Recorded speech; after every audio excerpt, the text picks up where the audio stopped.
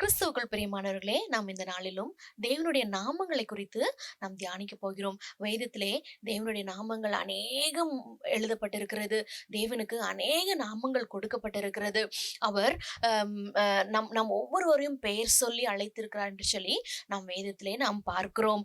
அம் அ நாமம் பெயர்கள் என்று சொல்லி நாம் கேட்கும் பொழுது, நாம் ஒவ்வொரு குழந்தை இந்த உலகத்தில பிறக்கும் பொழுதும் அதற்கு பெயர் கொடுக்கப்படுகிறது. நிறைய பெயர்களுக்கு அர்த்தங்களோடு கொடுக்கப்படுகிறது. அந்த பெயர்கள் அவர்கள் யார், எப்படிப்பட்டவர்கள் என்பதை அது குறிக்கிறதா இருக்கிறது. அதே போல நம் தேவனுக்கும் வேதத்திலே அநேக பெயர்கள் உண்டு என்று சொல்லி நாம் பார்க்கிறோம். ஒருத்தங்கள நம்ம பார்க்கும் பொழுது, முதலாவது நம்ம பார்க்கும் பொழுது, "உங்கள் பெயர் என்ன?" என்று சொல்லி அவர்களை நாம் விசாரிக்கிறது உண்டு. அதேபோல பெயர் வந்து ரொம்ப முக்கியத்துவம் வாய்ந்ததா இருக்கிறது என்று சொல்லி நாம் அறிந்திருக்கிறோம். எதற்காய் தேவனுடைய நாமத்தை நாம் அறிந்து கொள்ள வேண்டும்? "Why is it so important?" என்று சொல்லி பார்த்தோம் என்றால், அந்த தேவனுடைய நாமத்திலே தேவன் யார்? எப்படிப்பட்டவர்? அவர் என்னெல்லாம் நமக்கு செய்து கொண்டிருக்கிறார்? அவருடைய குணாதிசயங்கள் என்ன? அவருடைய பண்புகள் என்ன? அவருடைய தரிசனங்கள் என்ன? என்று சொல்லி நமக்கு அவருடைய இரக்கமுள்ள தேவன், கிருபையுள்ள தேவன், அவர் நமக்கு உதவி செய்கிற தேவன் என்று சொல்லி அவர் அநேக காரியங்களை அவர் நமக்கு செய்கிறவரா இருக்கிறார் என்று சொல்லி நம்ம பார்க்கிறோம். அநேக தேவனுடைய ஊழியர்கள் தேவனுடைய நாமங்களை குறித்து மிகவும் முக்கியத்துவம் கொடுத்து அவர்கள் அநேக இடங்களிலே அவர்கள் முக்கியத்துவம் கொடுத்திருக்கிறார்கள். சார்ல்ஸ் ஸ்பர்ஜன் என்று சொல்லுகிறார், "Ignorance is worst when it amounts to ignorance to God. The names of God inspires trust." தேவனுடைய பெயர் வந்து நமக்கு ஒரு நம்பிக்கை ஊட்டுகிறது. அந்த தேவனுடைய பெயரை நாம் கேட்கும் பொழுது தானே நமக்கு ஒரு ஒரு உற்சாகம் ஊட்டுகிறதா இருக்கிறது. நம்ம தேவனுடைய நாமத்தை நாம் அறியவில்லை என்றால் அது நம்மளுடைய அறியாமைக்கு ஒரு சமமா இருக்கிறது என்று சொல்லி அவர் சொல்லுகிறார். அதே போல மேத்யூ ஹென்றி என்ற ஒரு மூத்த தேவ ஊழியர் என்ன சொல்கிறார் என்றால், "The better God is known, the more he is trusted." ஆண்டவர் எவ்வளவாய் அறியப்படுகிறாரோ அவ்வளவாய் அவர் நம்பப்படுகிறார் என்று சொல்லி அவர் சொல்லுகிறார். அதே போல அநேக தேவனுடைய ஊழியக்காரர்கள், பிரையன் பில் என்று சொல்லி ஒரு ஊழியக்காரர் சொல்லுகிறார், "Names are important to us because they often do more than just identity." நம்ம ஒருத்தங்க யார் என்பதை மாத்திரம் சொல்லுவதில்லை, நம்மளுடைய பெயர்கள், நாம் யார், எந்த கலாச்சாரத்தை சேர்ந்தவர்கள், நம்முடைய பண்புகள் என்ன, நம்முடைய குணாதிசயங்கள் என்னவா இருக்கும் என்று சொல்லி அநேக காரியங்களை நம்முடைய பெயர்கள் பிறகாய் கொண்டு வருகிறது என்று சொல்லி நம்ம பார்க்கிறோம். வேதத்திலே தேவன் நம் ஒவ்வொருவரையும் பெயர் சொல்லி அழைத்திருக்கிறார் என்று சொல்லி வேதம் சொல்லுகிறது. எவ்வளவு அழகான காரியம் பாருங்களேன். நம்ம ஒவ்வொருவரும் இந்த உலகத்துல அநேக ஜனங்கள், அநேக மனுஷர்கள் இருக்கிறார்கள். ஆனால் ஒவ்வொருவரையும் தேவன் பெயர் சொல்லி அழைத்திருக்கிறார் என்று சொல்லி வேதம் சொல்லுகிறது. நம்ம எடுத்துக்கொள்வோம். ஏசாயா 43 அதிகாரம் 1 சொல்லுகிறது, "இப்போதும் யாக்கோபே, உன்னை சிருஷ்டித்தவரும் இஸ்ரவேலே, உன்னை உருவாக்கினவருமாகிய கர்த்தர் சொல்லுகிறதாவது, பயப்படாதே, உன்னை மீட்டுக் கொண்டேன், உன்னை பெயர் சொல்லி அழைத்தேன், நீ என்னுடையவன்." எவ்வளவு அழகான ஒரு வசனம் பாருங்களேன். "நீ பயப்படாதே, நான் உன்னை மீட்டு கொண்டேன், நீ என்னுடையவன், உன்னை பெயர் சொல்லி அழைத்தேன்." ஆண்டவர் நம்ம ஒவ்வொருவரும் பெயர் சொல்லி அழைக்கிற தேவனாயிருக்கிறார். நம்ம ஒவ்வொருவருடைய பெயரையும் தேவன் அறிந்திருக்கிறவராயிருக்கிறார். அதே போல நம்மை மாத்திரமல்ல, அவர் நட்சத்திரங்களை கூட அவர் பெயர் சொல்லி அழைக்கிற தேவனா இருக்கிற ஒவ்வொரு நட்சத்திரங்கள் வானத்துல நம்ம பார்க்கிறோம். அநேக கோடிக்கணக்கான நட்சத்திரங்கள் உண்டு. அந்த நட்சத்திரங்களை கூட தேவன் பெயர் சொல்லி அறிந்திருக்கிறார் என்று சொல்லி வேதத்தில் நாம் பார்க்கிறோம். சங்கீதம் 147 அதிகாரம் 4 சொல்லுகிறது, "அவர் நட்சத்திரங்கள் இலக்கத்தை எண்ணி அவைகளுக்கெல்லாம் பெயரிட்டு அழைக்கிறார்." எவ்வளவு ஒரு நல்ல தேவன் பாருங்களேன். ஆண்டவர் நம்ம ஒவ்வொருவரையும் பெயர் சொல்லி அழைக்கிறார். இந்த நட்சத்திரங்களையும் வானங்களில் உள்ள எல்லா காரியத்தையும் அவர் அறிந்திருக்கிறார் என்று சொல்லி வேதம் சொல்லுகிறது. யாத்திராகமம் 33 அதிகாரம் 17 பார்க்கிறோம், "அப்பொழுது கர்த்தர் மோசேயை நோக்கி, நீ சொன்ன இந்த வார்த்தையின்படியே செய்வேன். என் கண்களில் உனக்கு கிருபை கிடைத்தது. உன்னை பெயர் சொல்லி அழைத்து அறிந்திருக்கிறேன் என்றார்." உன்னை பெயர் சொல்லி அழைத்து அறிந்திருக்கிறேன் என்று சொல்லுகிறார். ஆண்டவர் எவ்வளவு அழகா சொல்றாரு பாருங்க மோசே கிட்ட. உன்னை பெயர் சொல்லி அழைக்கிறேன். உன்னை அழைத்தது மாத்திரம் இல்லப்பா, உன்னை நான் அறிந்தும் இருக்கிறேன். நீ யார், எப்படிப்பட்டவன், உன்னுடைய பலவீனங்கள் என்ன, உன்னுடைய கஷ்டங்கள் என்ன, நீ என்னென்னலாம் அண்டர்கோ பண்ணி கொண்டிருக்கிறாய், எதெல்லாம் நீ உனக்கு என்ன உன்னுடைய பலவீனங்கள் எல்லாவற்றையும் நான் அறிந்திருக்கிறேன். உன்னை நான் தூக்கி எடுக்க நான் வல்லவராய் இருக்கிறேன். உன்னை பெயர் சொல்லி நான் அழைத்து உன்னை நான் என்னுடையவனாய் நான் ஆக்கிக்கொள்ள விரும்புகிறேன் என்று சொல்லி ஆண்டவர் நம்ம ஒவ்வொருவரையும் பார்த்து சொல்லுகிறார்.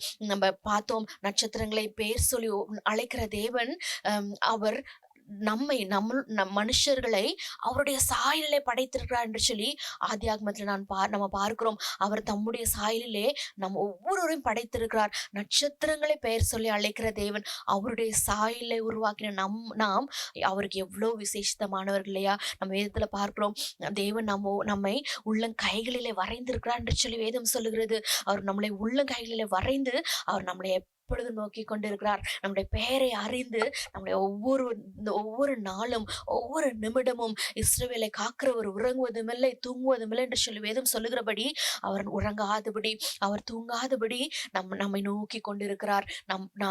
நம் கஷ்ட நேரத்திலே நம் தேவனை நோக்கி கூப்பிடும் பொழுது அவர் நமக்கு சமீபமா இருக்கிறார். தேவன் நம்மை பெயர் சொல்லி அழைக்கும் போது நாம் அவருடைய நாமங்களை அறிந்திருக்கிறது மிகவும் அவசியம் இல்லையா? நம்ம பார்ப்போம், எதற்காய் நம்ம தேவனுடைய நாமத்தை நாம் அறிந்து கொள்ள வேண்டும் என்று சொல்லி நம்ம பார்ப்போம். யோவான் 10ஆம் அதிகாரம் சொல்லுகிறது,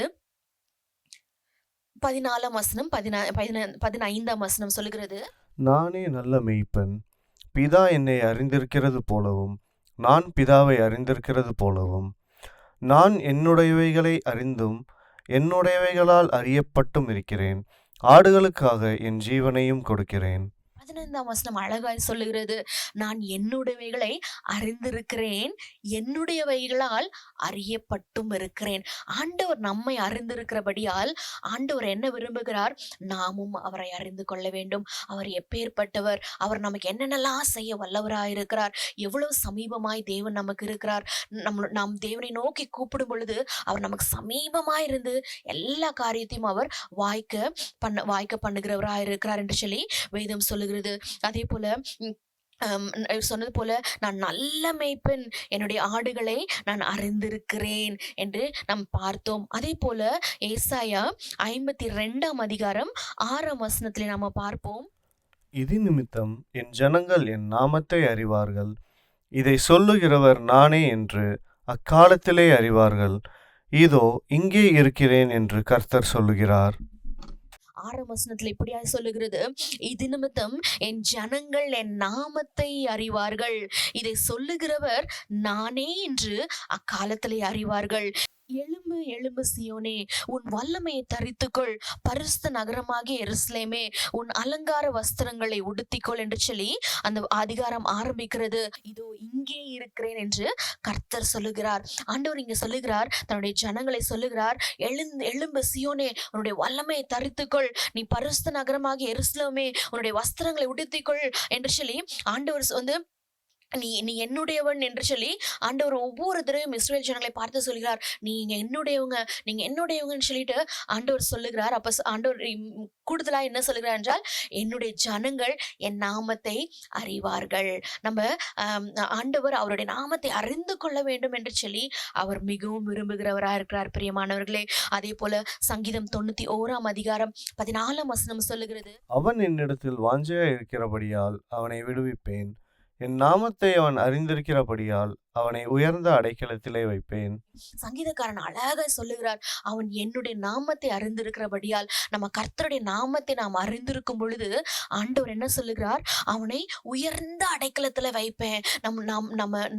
நம் தேவன் அவருடைய நாமத்தை நாம் அறிந்து கொள்ளும் பொழுது, அவருடைய நாமத்தை நாம் தெரிந்து கொள்ளும் பொழுது ஆண்டவர் நமக்கு ஒரு வாக்குத்தத்தம் கொடுக்கிறார். இந்த இடத்துல நான் உன்னை உயர்ந்த இடத்துல வைப்பேன், உன்னை வாளாக்காமல் உன்னை நான் தலையாக வைப்பேன் என்று சொல்லுகிறார். நம்ம தேவன் பேரில் நம் வாஞ்சியா இருக்க வேண்டும் என்று சொல்லி ஆண்டவர் இந்த இடத்துல அவர் நம்மிடத்துல அவர் கேட்கிறார் பிரியமானவர்களே. அதான் சொல்றார், அவன் என்னிடத்தில் வாஞ்சையா இருக்கிறபடினால், நம்ம நம்ம ஒவ்வொரு நாளும், ஒவ்வொரு நிமிடமும் தேவனுடைய நாமத்தின் பேர்ல நாம் வாஞ்சையா இருக்க கற்றுக்கொள்ள வேண்டும். நம் சங்கீதக்காரன் சொல்லுகிறான், மானானது நீரோடே வாஞ்சித்து கதறுவது போல என் ஆத்துமா உம்மை நோக்கி கதறுகிறது ஆண்டவரே என்று சொல்லி. அதே போல நம்முடைய ஆத்துமா எப்பொழுதும் தேவனையும் நோக்கி, தேவனுடைய நாமத்தின் மேல வாஞ்சியா இருக்கும் பொழுது, பற்றுதலா இருக்கும்போது ஆண்டவர் சொல்லுகிறார், அவனை உயர்ந்த இடத்துல அடைக்கலத்துல வைப்பேன் என்று சொல்லி. இந்த நாளிலும் ஆண்டவர் உங்களோடு பேசிக் கொண்டிருக்கிறார். தேவனுடைய நாமத்தின் மேல நீங்க வாஞ்சியா இருந்தீங்க அப்படின்னா, ஆண்டவர் உங்களையும் உயர்ந்த அடைக்கலத்துல வைக்கிறதற்கு அவர் விருப்பமுள்ளவராய் இருக்கிறார். அடுத்தபடியாய் சங்கீதம் 9ஆம் அதிகாரம் 10ஆம் வசனத்துல சொல்லுகிறது, கர்த்தாவே, உம்மை தேடுகிறவர்களை நீர் கைவிடுகிறதில்லை. ஆதலால் உமது நாமத்தை அறிந்தவர்கள் உம்மை நம்பியிருப்பார்கள். நம் தேவனுடைய நாமத்தை நாம் அறிந்து கொள்ளும் பொழுது நமக்கு ஒரு பெரிய நம்பிக்கை இருக்கிறது பிரியமானவர்களே. இந்த உலகத்திலே நம்பிக்கை இல்லாமல் அநேகர் அலைந்து திரிந்து கொண்டிருக்கிறார்கள். வாழ்க்கை எப்படிப்பட்டதா இருக்குமோ, என்னுடைய குடும்பத்தின் நிலை எப்படிப்பட்டதா இருக்குமோ, என்னுடைய பிள்ளைகளின் நிலை எப்படிப்பட்டதா இருக்குமோ என்று சொல்லி, என்னுடைய ஃபியூச்சர் எதிர்காலம் எப்படிப்பட்டதா இருக்குமோ என்று சொல்லி அநேகர் அவர் நம்பிக்கை இல்லாதபடி ஓடிக்கொண்டிருக்கிறார்கள். ஆனால் தேவன் இந்த இடத்துல சொல்லுகிறார், தேவனுடைய நாமத்தை நாம் அறிந்து கொள்ளும் பொழுது நமக்கு ஒரு பெரிய நம்பிக்கை ஏற்படும். தேவன் பேர்ல ஒரு நம்பிக்கை ஏற்படும். என்னுடைய எதிர்காலத்தை தேவன் பார்த்துக் கொள்வார். என்னுடைய பிள்ளைகளின் எதிர்காலத்தை தேவன் பார்த்துக் கொள்வார். எனக்கு எந்த பயமும் இல்லை. எதிர்காலத்தை குறித்தோ, என்னுடைய பிள்ளைகளின் படிப்பை குறித்தோ, என்னுடைய பணத்தை குறித்தோ, வேற எந்த காரியத்தையும் நான் கவலைப்பட வேண்டாம். ஏன்னா தேவன் அதை பார்த்துக் கொள்வார். நான் தேவனுடைய நாமத்துல நான் நம்பிக்கையா இருக்கிறேன் என்று சொல்லி, நாம் தேவனுடைய நாமத்தின் மேல நாம் நம்பிக்கையா இருக்கும் பொழுது, அவருடைய நாமத்தை நாம் அறிந்து கொள்ளும் பொழுது நமக்கு ஒரு பெரிய நமது வாழ்க்கையிலே நமக்கு ஒரு நம்பிக்கை கிடைக்கும் என்று சொல்லி பார்க்கிறோம்.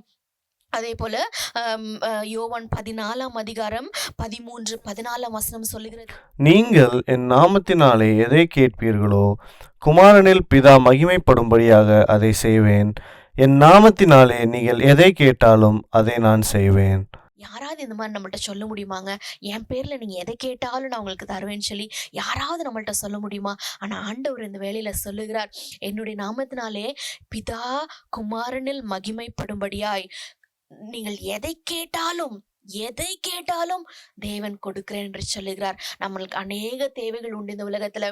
நம்ம தேவையில்லாத மனுஷன் இந்த உலகத்துல யாருமே கிடையாது. நமக்கு ஒவ்வொருத்தவங்களுக்கும் ஒவ்வொரு தேவைகள், ஒவ்வொரு விதவிதமாய் தேவைகள் இருந்து கொண்டே இருக்கும். ஆனால் தேவன் சொல்லுகிறார், என்னுடைய நாமத்தினால கேளுங்கப்பா, என்னுடைய நாமத்தினால நீங்க எதனாலும் கேளுங்க, நான் கொடுப்பேன். குமாரனில் பிதா மகிமைப்படும்படியாய் நான் உங்களுக்கு அதை கொடுப்பேன் என்று சொல்லி ஆண்டவர் வாக்கு பண்ணுகிறார். வாக்கு பண்ணுகிற தேவன் அவர் உண்மையுள்ள தேவனாயிருக்கிறார். அவர் பொய் சொல்வதற்கு மனுஷன் இல்லை. நீங்க என்ன கேட்டீங்கனாலும் அவருடைய நாமத்தினால நீங்க கேளுங்க.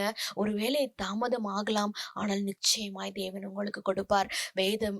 வேத வாக்கியங்கள் ஒரு நாளும் அது மாறாதவைகள். அடுத்ததாய் நம்ம பார்ப்போம், சங்கீதம் 8ஆம் அதிகாரம் 9ஆம் வசனம் அதே போல சொல்லுகிறது, எங்கள் ஆண்டவராகிய கர்த்தாவே, உம்முடைய நாமம் பூமி எங்கும் எவ்வளவு மேன்மையுள்ளதாயிருக்கிறது. இந்த உலகத்துல இருக்கிற எல்லா நாமங்களை காட்டிலும் மிகவும் ஒரு அற்புதமான நாமம் என்று சொல்லி பார்த்தீங்க அப்படின்னா அது தேவனுடைய நாமம் தாங்க. அதை தாவீதுக்காரன் அதை உணர்ந்து, சங்கீதக்காரன் உணர்ந்து சொல்லுகிறான், ஆண்டவரே உம்முடைய நாமங்கள் உலகத்தில் எங்கும் மிகவும் மிகவும் அற்புதமானது. ஆண்டவருடைய நாமத்தை நாம் அறிந்து கொள்ளும் பொழுது, அவருடைய நாமத்தை நாம் ருசி பார்க்கும் பொழுது நமக்கு அந்த அவருடைய நாமம் எப்படிப்பட்டது, அந்த அற்புதமான நாமத்தை நாம் ஒவ்வொருவரும் அறிந்து கொள்ள முடியும் பிரியமானவர்களே. அதே போல அப்போஸ்தலர் 4ஆம் அதிகாரம் 12ஆம் வசனம் சொல்லுகிறது, பேதுரு அந்த இடத்துல பரிசுத்தாவியினால் நிரப்பப்பட்டவனாய் அந்த இடத்துல ஜனங்களை நோக்கி, கூடி வந்திருக்கிற மக்களை நோக்கி அவர் பேசிக் கொண்டிருக்கிறார். 12ஆம் வசனத்துல அவர் சொல்லுகிறார், மக்களை ரட்சிக்க கூடியவர் இயேசு ஒருவரே. உலகத்தில் மக்களை ரட்சிக்கும் வல்லமையுடன் தரப்பட்ட நாமம் இயேசுவினுடையது மட்டுமே. இயேசுவின் மூலமாகவே நாம் ரட்சிக்கப்பட வேண்டும் என்று பேதுரு அந்த இடத்துல சொல்லுகிறார். நம்ம இந்த உலகத்திலே நாம் ஒவ்வொருவரும் நம் தாயின் கருவில பிறக்கும் பொழுதே நாம் பாவத்திலே நாம் உற்பவிக்கப்படுகிறோம். நாம் பாவத்திலே பிறக்கிறோம், பாவத்திலே வளர்கிறோம். பாவமில்லாத மனுஷன் இந்த உலகத்துல யாருமே இல்லைங்க. ஆனால் அந்த பாவத்திலிருந்து நம்ம மீட்கும்படியாய் இயேசு கிறிஸ்து நமக்காய் மரித்தார். தேவன் தன்னுடைய தன்னுடைய ஜீவனை கொடுத்து நம்மை ரட்சித்திருக்கிறார். ஒவ்வொருவரையும் தேவன் ரட்சித்திருக்கிறார். அதனால்தான் பேதுரு இந்த இடத்துல சொல்லுகிறார், தேவனுடைய நாமத்தின் மூலியமாகவே, இயேசு கிறிஸ்துவின் நாமத்தின் மூலியமாகவே நாம் ஒவ்வொருவரும் ரட்சிக்கப்பட முடியும். நம் பாவிகளாய் பிறந்திருக்கிற நாம் ஒவ்வொருவருக்கும் ரட்சிப்பு மிகவும் அவசியம். ஆனால் அந்த ரட்சிப்பு யார் மூலியமாய் கிடைக்கிறது? இயேசு கிறிஸ்துவின் நாமம். இயேசு கிறிஸ்துவின் நாமத்தின் மூலியமே நமக்கு ரட்சிப்பு கிடைக்கும் என்று சொல்லி இந்த இடத்துல பேதுரு சொல்லுகிறார். அதே போல அப்போஸ்தலர் 4ஆம் அதிகாரம் 12ஆம் வசனத்திலே என்ன போட்டிருக்கேன்னு சொல்லி பார்த்தோம் என்றால், nor is there salvation in any other except for Jesus Christ. இயேசு கிறிஸ்துவின் மூலமாக மாத்திரமே நாங்கள் ரட்சிக்கப்படுகிறோம் என்று சொல்லி நம்ம பார்த்தோம்.